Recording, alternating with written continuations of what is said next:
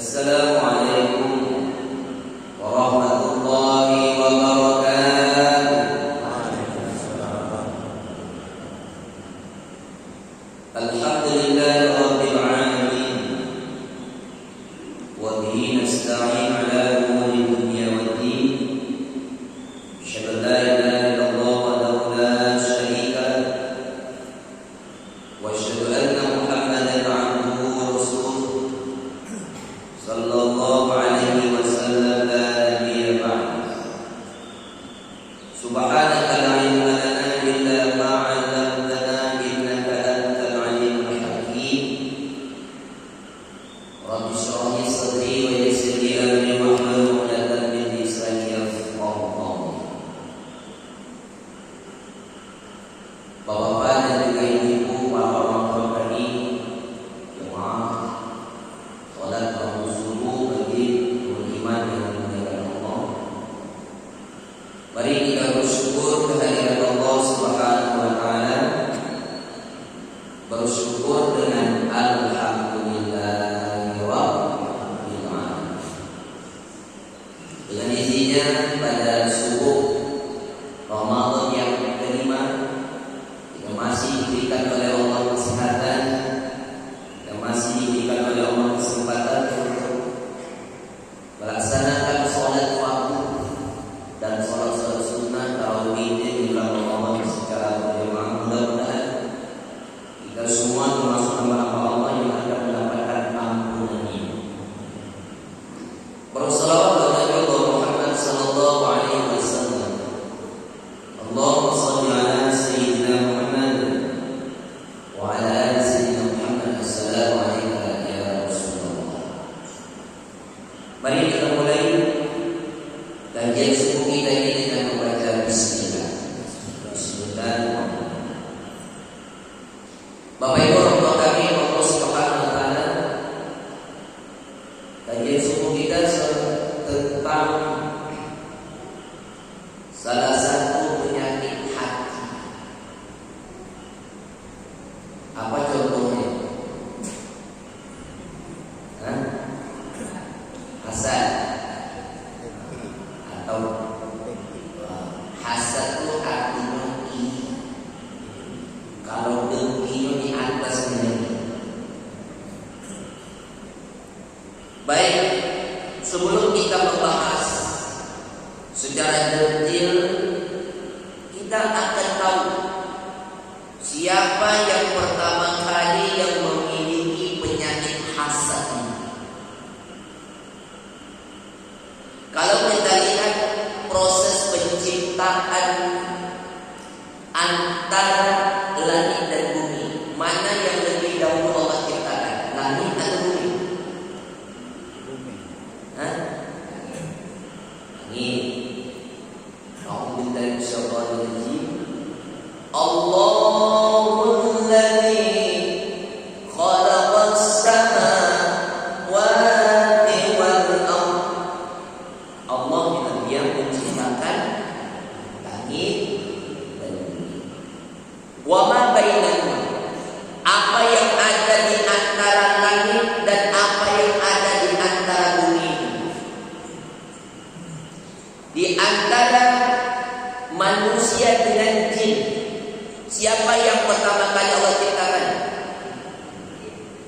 Wa ma khalaqtul jinna wal insana illa liya'budun. Baik, berarti jin yang pertama kali. Di antara jin dan manusia, mana yang lebih dahulu masuk neraka? Jawablah. Ada manusia di sini kan? وَلَقَدْ ذَرَأْنَا لِجَهَنَّمَ كَثِيرًا مِنَ الْجِنِّ وَالْإِنسِ. Al-Imran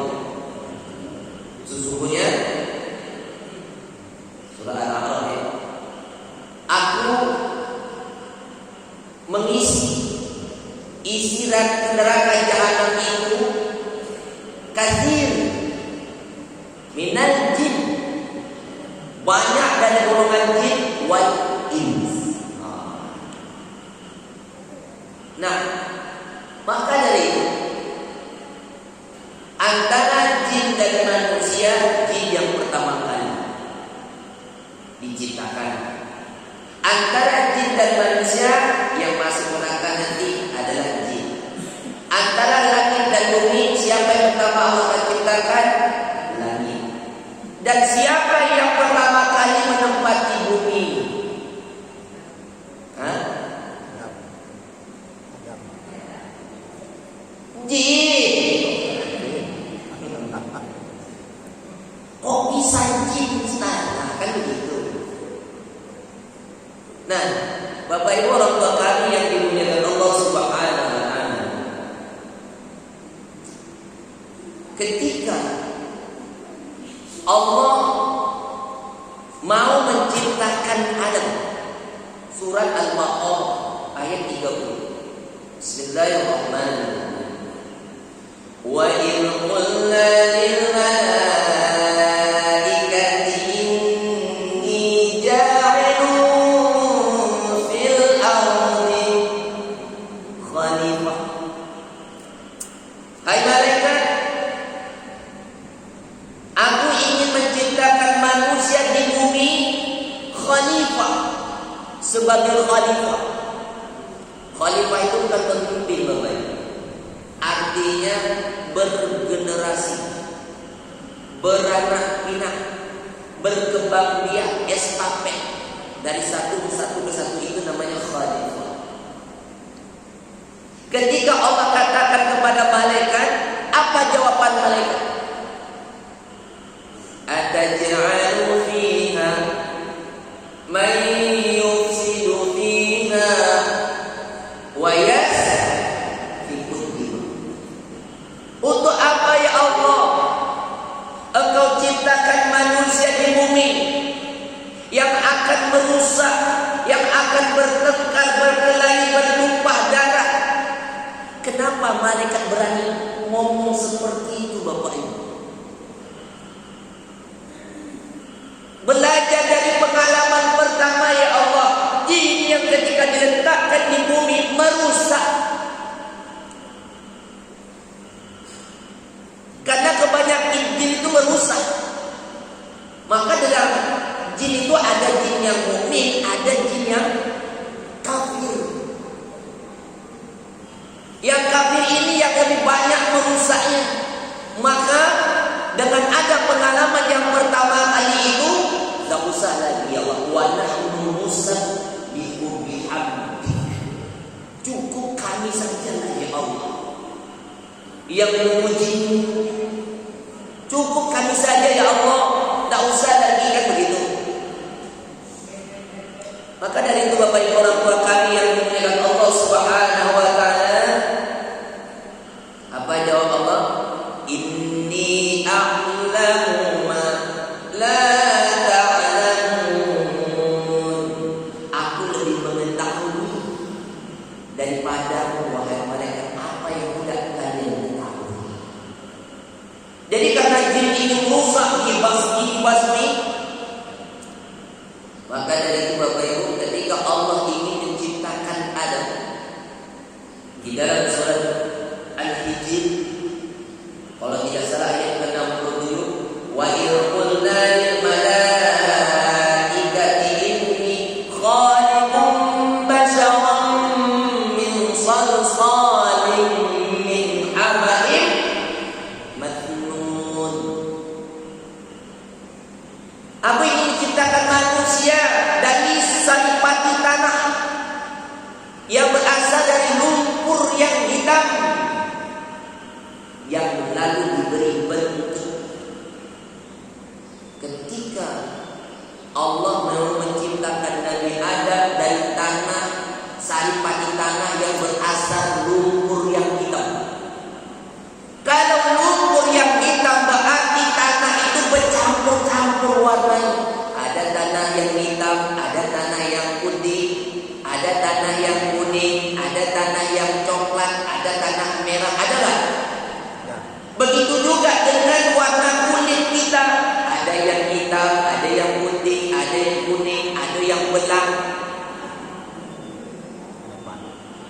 Ya. Ada tanah itu lunak, ada tanah yang keras, ada yang liat. Begitu juga watak manusia, ada yang keras kepala, ada yang lunak hatinya kan. Ada tanah itu mudah diambil, ada yang susah. Begitu juga dengan manusia, ada mudah diajak untuk menerima kebenaran, ada yang susah untuk menerima kebenaran. Begitulah simbol dari penciptaan Adam. Fa'idza sawaituhu, apabila kami telah menyempurnakan bentuk kejadiannya, Allah ciptakan manusia dengan sebaik-baik bentuk. Laqad khalaqnal insana fi ahsani taqwim, dengan sebaik-baik bentuk. Ketika sudah terbentuk, belum hidup, tanahnya masih lunak, belum keras, belum ditiupkan ruh, iblis itu bapak ibu keluar masuk melihat jasad Adam. Masuk ke lubang hidung, keluar lubang telinga, masuk dari lubang mulut, keluar dari lubang dubur. Apa kata iblis? Sekiranya makhluk ini diserahkan kepadaku, aku hancurkan makhluk ini. Sudah nampak hasad. Itu iblis. Udah nampak hasad. Fa iza sawaituhu wa nafakhtu fihi min ruh. Apabila telah menyempurnakan kejadiannya, maka kami berikan ruh. Faqa'u lahu sajidin. Ketika sudah ditiupkan ruh, maka bersujudlah kamu kepadanya. Bapak Ibu, ketika ruh itu baru sampai di kerongkongan, Nabi Adam bersih. Macam mana kita bersih? Hasil. Maka kata mereka, "Qul," katakan alhamdulillah. Jadi syariat bersih itu sudah dari Nabi Adam. Maka ketika Nabi Adam ucapkan alhamdulillah, yang bersih, yang mendengar ucapkan yarhamukallah. Ketika Adam sudah ditiupkan ruh, faqa'u lahu sajid, maka Allah perintahkan seluruh makhluk yang ada di langit. Wa idh qulna lil malaikati isjudu li Adam fasajadu. Hai malaikat, usjudu li Adam, sujudlah kamu kepada Adam. Sujud bukan menyembah, tapi sujud memberikan penghormatan. Illa iblis. Oh, dia sendiri yang tegak berdiri, yang lain memberikan penghormatan. Maka Allah tanya iblis, "Ma manaka alla tasjuda in amartuk?" Mengapa engkau bersujud kepada Adam tidak mau? Aba wastakbar. Mulai angkuh dan sombongnya iblis. Khalaqtani min nar. Aku kau ciptakan dari api ya Allah. Wa khalaqtahu min tin. Sementara dia Adam kau ciptakan dari tanah. Ana khairun min. Aku lebih baik daripada dia. Masya Allah. Murka Allah. Aba wastakbar wa kana minal kafirin. Iblis, kata Allah, ukhruj, keluar engkau dari surga. Keluar. Innaka minas sagirin wa kana minal kafirin. Kalau Allah mau waktu itu Allah katakan pun mati iblis. Tapi dia wal aziz, Maha bijaksana. Maka tempatmu adalah neraka. Apa kata iblis? Ya Allah, karena engkau telah mengejakku sebagai makhluk terlantar, termasuk golongan orang-orang kafir, dan sedang jamin masuk neraka, bagi aku waktu sampai hari kiamat. Tangguh ajal supaya aku bisa mengganggu anak cucu Adam. Sewaktu itu Bapak Ibu, kejadian itu Hawa dan diciptakan belum? Tahu ya? Nyambung. Nah, kalau iblis sudah diusir, ini kan uhud keluar. Itu bahasa waktu apa nama? Kan diusir tuh. Kalau diusir dari surga kira-kira bisa masuk lagi kan? Tapi kenapa iblis itu bisa mempengaruhi Adam dan Hawa padahal Hawa kan belum diciptakan?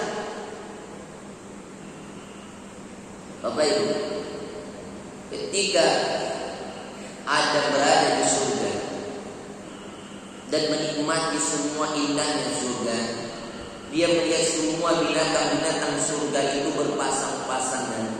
Adam merasa kesepian. Allah tahu. Maka ketika Allah ciptakan Hawa, ketika Adam terbangun di sampingnya sudah ada Hawa. Disitulah syariat Adam dan Hawa dinikahkan di surga. Hidup di dalam surga menikmati apa kata Allah, Adam, Hawa, silakan engkau nikmati apa yang ada di dalam surga ini. Engkau boleh makan apa saja, engkau boleh minum apa saja, tapi ingat satu perkara. Wala taqraba hadhihi, jangan engkau dekati pohon ini. Pohon apa itu? Tahu dari mana?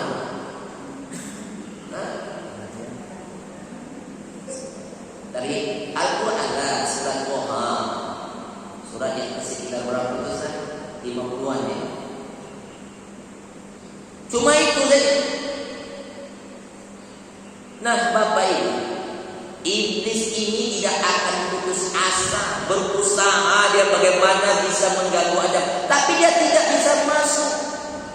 Karena setiap pintu surga dijaga ketat oleh para malaikat. Bagaimana cara iblis masuk? Rupanya iblis masuk ke dalam tubuh ular, bisa masuk bebas ke dalam surga dan menggoda Adam. Ketika itulah dia membisik, Adam, Hawa, kalian tahu tak mengapa Allah Subhanahu wa taala melarang kalian untuk mendekati pohon ini? Padahal Bapak Ibu, Allah tidak katakan jangan engkau makan buah ini. Tidak, tapi Allah katakan jangan dekat. Itu kan luar biasa bahasanya, jangan dekat. Kenapa Allah katakan jangan dekat? Kita ini manusia makhluk yang lemah, mudah terpengaruh. Kalau sudah dekat otomatis akan bisa terpengaruh. Apa kata iblis? Kalian tahu mengapa kalian dilarang? Bahwa sesungguhnya kalau kalian memakan buah ini, kalian itu akan sama derajatnya dengan para malaikat. Kalian akan tinggal di surga ini selama-lamanya. Itu makanya kalian dilarang. Aku bersumpah demi Allah. Ini Pak, iblis mengatakan sumpah, padahal itu sumpah palsu. Mungkin Adam mengatakan tak mungkinlah sumpah yang dikatakan atas nama Allah di alam malaikat di langit tak mungkin bohong, kan begitu. Tapi begitulah cara iblis menggoda. Maka disitulah apa kata Hawa, ayo Bang, kita makan. Jangan Hawa, kan dah dilarang. Tak apa sedikit aja lah, kita coba aja lah. Jangan Hawa. Akhirnya terpengaruh memakan buah kulti. Ketika buah itu makan, maka lepaslah pakaian dipakai, malu. Adam dan Hawa lari mencari tempat perlindungan, padahal seluruh mata melihat, pohon-pohon binatang melihat. Di situ Adam dan Hawa mencari daun-daunan untuk menutup dirinya. Maka kata Allah, mau lari kemana kamu Adam, Hawa? Kan sudah katakan wala taqrabu hadhihi sajarah, jangan engkau dekat. Engkau terpengaruh, maka engkau akan terzalimi. Adam dan Hawa menyesal. Ya Allah, kami mengakui atas dosa yang telah kami lakukan. Kami telah menzalimi diri kami, ya Allah. Ajarkan kepada kami cara bertaubat untuk meminta ampun kepada-Mu, ya Allah. Allah ajarkan kalimat. Qala rabbana zalamna anfusana wa in lam taghfir lana wa tarhamna lanakunanna minal khasirin. Ketika Allah sudah menerima taubat Adam dan Hawa, maka kata Allah, turunlah kamu bersama-sama ke bumi, turun. Maka Adam dan Hawa itu diturunkan di bumi. Di sana tempat engkau hidup, dan di sana engkau akan mati, dan dari bumi lah engkau akan dibangkitkan kembali. Bapak Ibu orang tua kami yang dimuliakan Allah Subhanahu wa taala, di manakah Adam diturunkan? Sementara Adam dan Hawa itu terpisah. Turunnya di bumi terpisah. Adam di mana? Hawa di mana?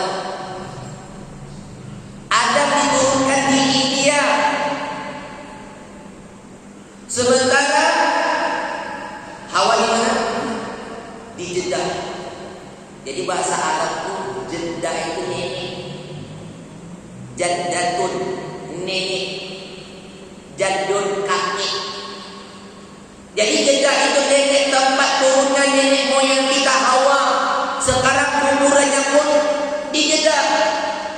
Panjangnya kuburan Hawa itu 25 meter. Kalau Adam tingginya 60 hasta.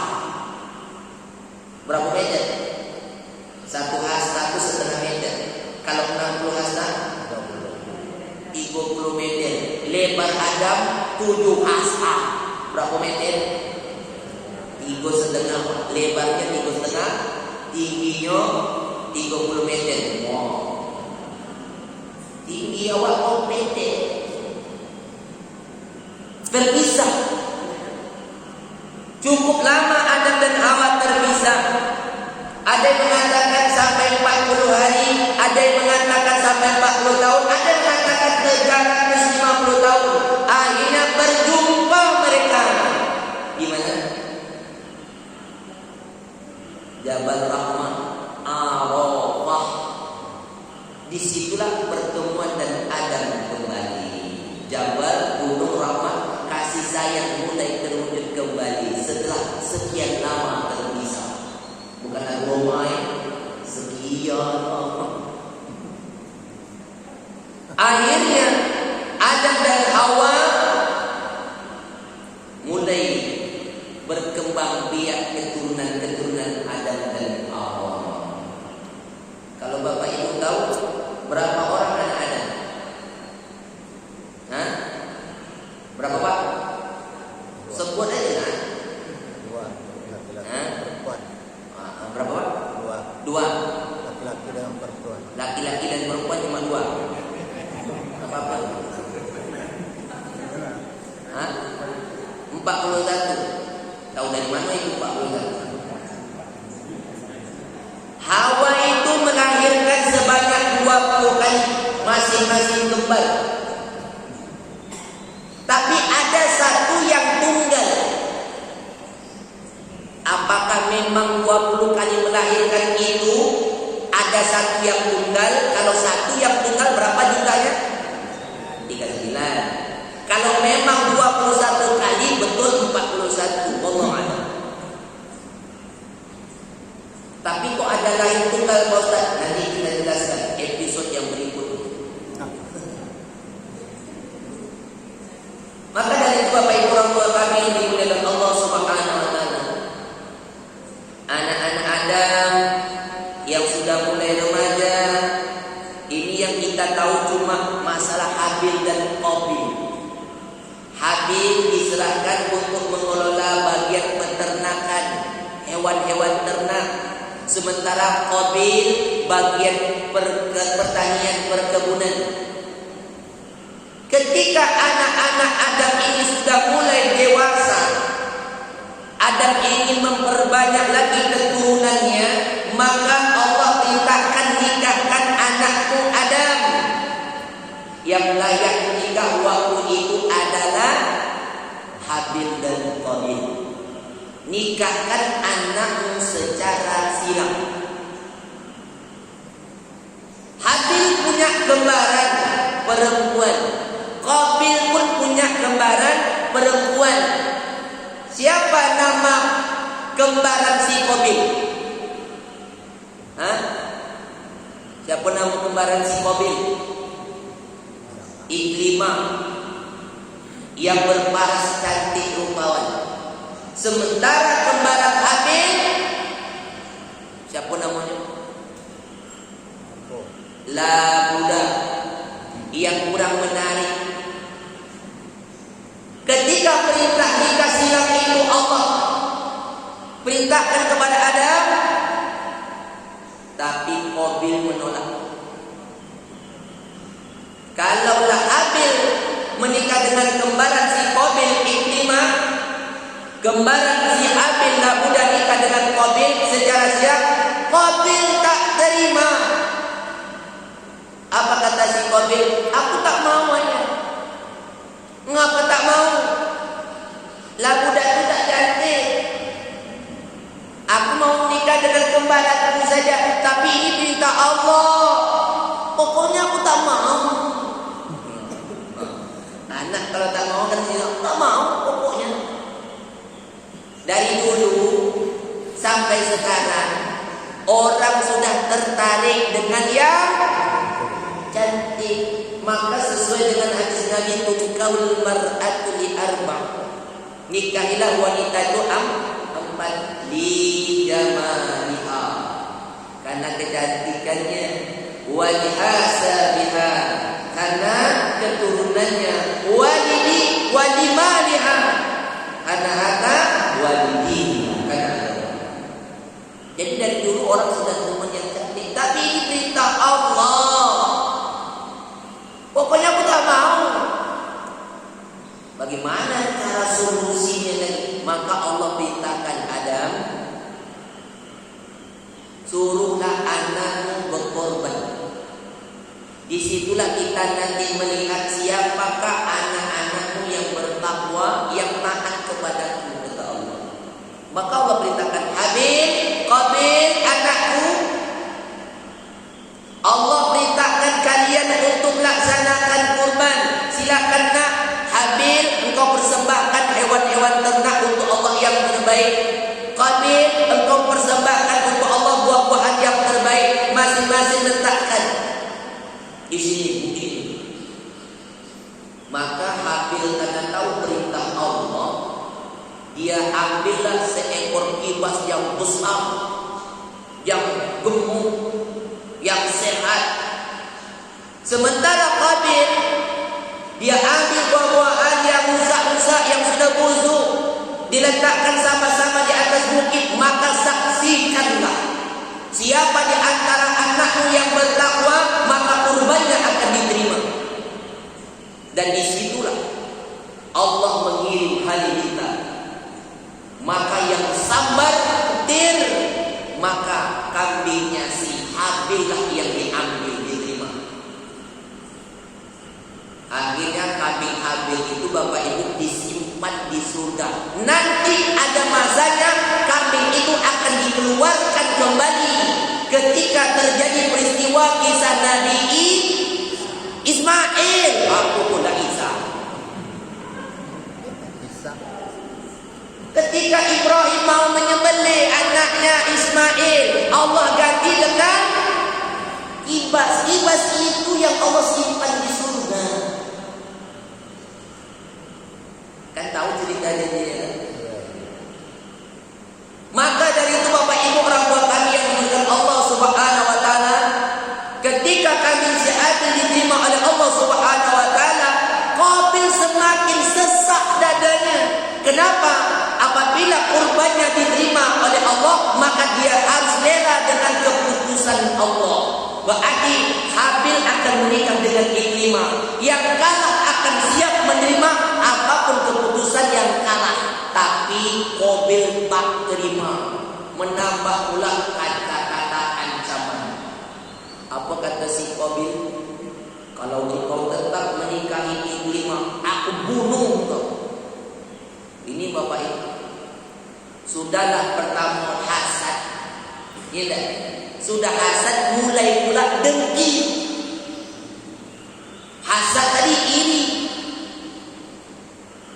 Maka dari itu Bapak Ibu Allah SWT. Tapi ancaman si Qabil ini bukan ancaman kaleng-kaleng. Ini memang dijelaskan dalam surat Al-Maidah, surah yang kelima, ayat 27. Maka dikisahkan. Tapi kata si Habil, kurban yang diterima itu adalah kurban orang yang bertakwa saja. Pokoknya aku tak peduli. Kata si Qabil, kalau engkau tetap menikah Ikrimah, aku bunuh. Tapi Bapak Ibu, si Qabil ini tidak tahu cara membunuh. Bahkan untuk menguburkan mayat saudaranya dia tidak tahu. Lalu kok bisa Qabil itu membunuh saudaranya Habil? Ceritanya begini. Ketika Qabil sudah ada niat bahkan terucap dengan ancaman, iblis datang. Apa kata iblis? Qabil, kalau engkau tak tahu cara membunuhku, ajarkan ini. Diambilnya batu, Pak. Iblis pukul batu itu ke arah batu yang sama bawah sampai pecah. Pak, itu udah dapat ilmu untuk membunuh, tapi belum ada kesempatan. Ketika ada kesempatan, Habil sedang tertidur. Mungkin kalau bergelut secara fisik Qabil tak menang, karena Habil itu lebih kekar badannya. Tapi kalau dalam keadaan tidur, mudah. Disitulah dia memukul saudaranya berkali-kali hingga menyebabkan Habil meninggal dunia. Inilah manusia yang pertama kali di bumi yang meninggal, Habil. Dan siapa yang telah mencontohkan tentang pembunuhan? Qabil. Maka berlakulah sampai hari kiamat Bapak Ibu. Siapa yang membunuh di bumi ini, membunuh orang lain, menghilangkan nyawa orang lain, maka dosa pembunuhan itu akan tetap mengalir masuk ke dalam rekeningnya si Qabil. Ini yang disebut dengan dosa jariyah. Kenapa? Qabil yang telah mencontohkan pembunuhan tanpa mengurangi dosa orang yang membunuh. Bayangkan Bapak Ibu, penuh deposito dosa Qabil pembunuhan. Bapak Ibu mengenai Allah Subhanahu wa taala. Ketika Qabil sudah membunuh, bingung bagaimana caranya menguburkannya, tak tahu. Bahkan ada riwayat mengatakan Qabil menggendong jasad saudaranya kemana-mana, tak tahu dibuat caranya apa. Ada bahkan mengatakan sampai bertahun-tahun. Apakah tidak membusuk Ustaz? Allah yang jaga. Allah hukum si Qabil tersebut supaya dia dapat pelajaran. Bahkan tiba satu saat Allah kirimkan 2 ekor burung gagak yang sedang berkelahi. Yang satu mati, yang hidup itulah yang menggali-gali tanah, lalu menguburkan dan akhirnya menutup kembali jasad yang sudah mati. Baru terbuka pikiran si Qabil. Mengapa aku tidak lebih pintar dari si gagak? Barulah dia gali tanah sesuai dengan yang telah diajarkan gagak. Barulah dikuburkan jasad saudaranya si Habil dengan penuh penyesalan. Menyesal bukan karena telah membunuh, tapi menyesal kenapa dari dulu tidak tahu cara menguburkan. Capek-capek aja bawa mayat, kan begitu. Itulah Bapak. Maka dari itu Bapak Ibu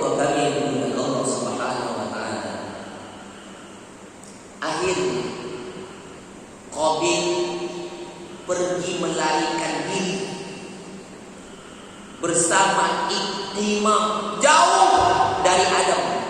Dalam istilah bahasa kita, kawin lari. Jadi kalau ada anak-anak zaman sekarang yang tak dapat restui dari orang tuanya, akhirnya dia menikah dengan pasangan pacarnya yang dia cintai, walau tak direstui, namanya kawin lari. Terlambat. Kopi yang pertama kali yang buat. Udah ada istilah begitu dari dulu kan? Nah, lalu bagaimana Adam bisa tahu? Allah yang kasih tahu. Adam, Hawa, bahwasanya anakmu Habil sudah tiada. Siapa nama orang tua yang tidak sedih bapak ibu? Siapa orang tua yang tidak terpukul? Anak yang soleh, anak yang baik, dibunuh saudara kandungnya sendiri. Coba, akhirnya dengan ujian kesabaran itulah Allah berikan hadiah. Apa hadiahnya? Adam, engkau akan aku beri hibah seorang anak yang akan mengganti Habil. Dia lebih baik daripada si Habil. Dia akan menjadi pewaris kenabian. Maka lahirlah seorang laki-laki yang tunggal pengganti Habil tadi. Siapa nama? Sis. Nabi Sis alaihi salam. Oh, Nabi Sis Pak Ustaz.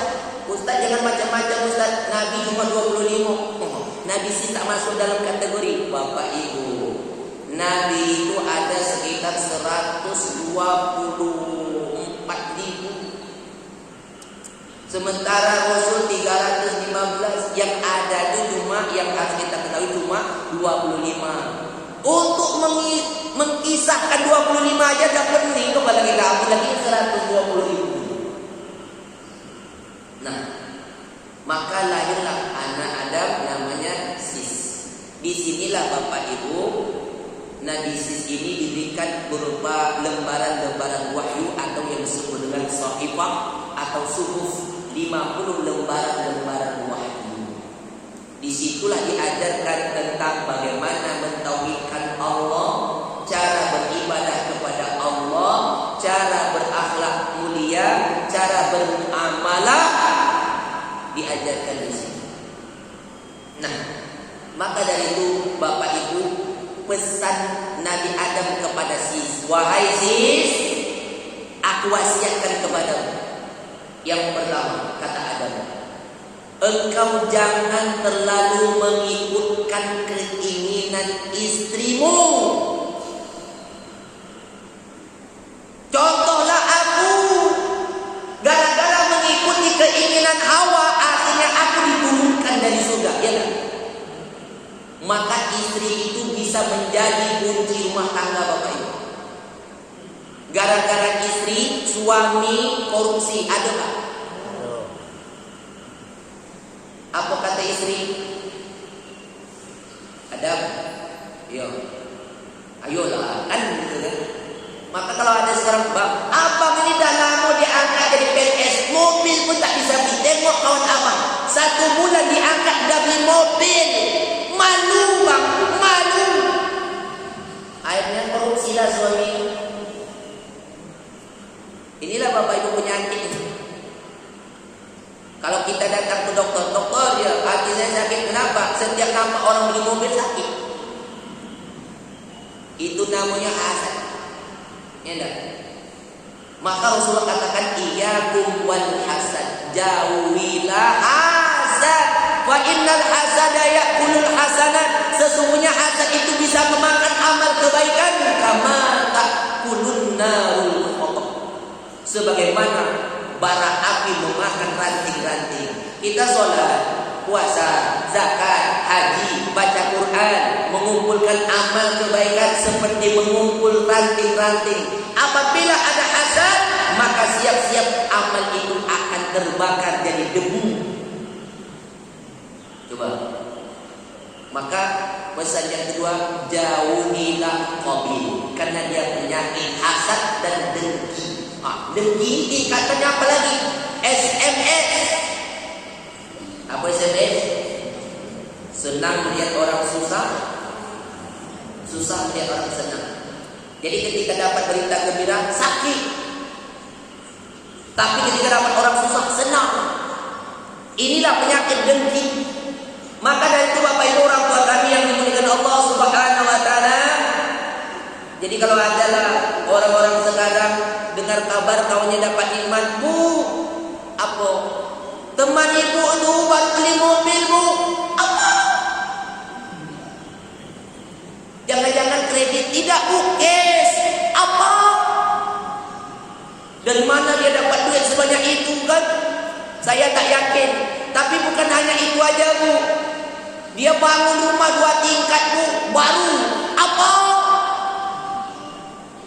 Banyak duit segitu tuh, dari mana dia dapat? Saya tak yakin. Tapi bukan itu aja, Bu. Suami dia pun baru. Apa?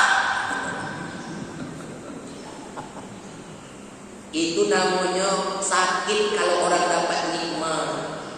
Ya enggak? Tapi kalau nikmat orang hilang, senang hatinya, Bu. Teman ibu yang baru beli mobil itu, yang baru bangun rumah itu, yang suami baru itu ditangkap polisi. Kenapa? Korupsi. Rasain. Baru puasa itu namanya dengki. Tapi kalau hanya sekedar ini saja, alah, baru beli mobil, aku pun bisa. Rumah, aku pun bisa. Suami baru, lebih bisa. Tapi kalau kita ubah supaya penyakit hasad dalam hati ini tidak berlarut-larut, SMS itu dirubah. Senang melihat orang senang. Ketika kau dapat nikmat, ucapkan alhamdulillah. Ketika orang berduka, ucapkan inna lillah. Alhamdulillah, Bu, dah punya mobil, tak kena hujan. Besok sesekali kami boleh numpang. Alhamdulillah, rumah dah tinggi, besar dan nyaman. Besok sesekali ada arisan, kami numpang. Suami baru ya, Bu? Kami numpang. Maka dari itu Bapak Ibu orang tua kami Allah Subhanahu wa taala, bagaimanakah kisah-kisah selanjutnya? Insyaallah kita sambung di episode berikutnya. Subhanallah rabbana wa bihamdika, asyhadu an la ilaha illa anta, astaghfiruka wa atubu ilaik. Assalamualaikum warahmatullahi wabarakatuh.